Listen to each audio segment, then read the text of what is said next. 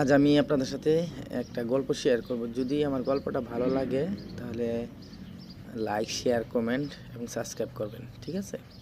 তো শুরু করা যাক।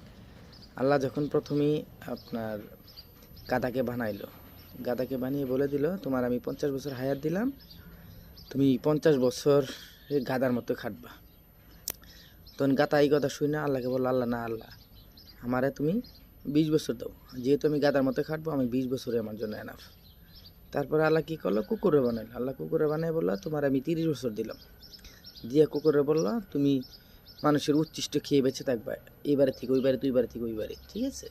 তখন কুকুর বললো, আল্লাহ না, তুমি যদি আমার ওই 30 বছর দিচ্ছ, আমি আমার হায়াতটা কমিয়ে 15 বছর করে দাও। তখন আল্লাহ বললো, ঠিক আছে।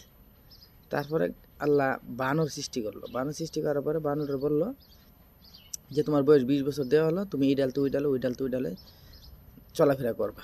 তখন বানর বললো, না আল্লাহ, আমার তুমি 10 বছর কমে 10 বছর দিয়ে দাও। তখন এবার আসলো মানুষের পালায়। তো আল্লাহ পুরুষ মানুষ সৃষ্টি করলো, সৃষ্টি করে আল্লাহ পুরুষ মানুষটা বলে দিল আল্লাহ যে তোমার আমি 20 বছর হায়াত দিলাম। তখন মানুষ তো সৃষ্টির সেরা জীব, তখন পুরুষ মানুষ তো আসলে নিঃস্বার্থভাবে ভালোবাসা দেয় মানুষের জন্য।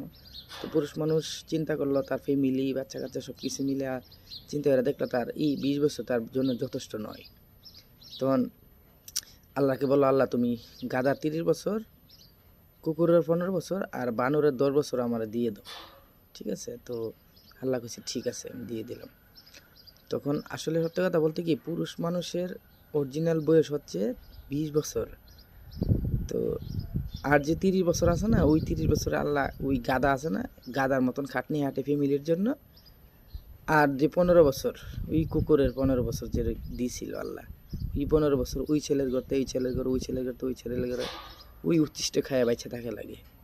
এই যে আর 10 বছর, এই যে বানরের 10 বছর, ওই 10 বছরে এই ডাল তো ওই ডালে, মানে তা বানর চলাফেরা করে না, পুরুষ মানুষের সেমই, ওই নাতি থেকে ওই নাতনি, নাতি নাতনি নিয়ে ব্যস্ততা থাকে।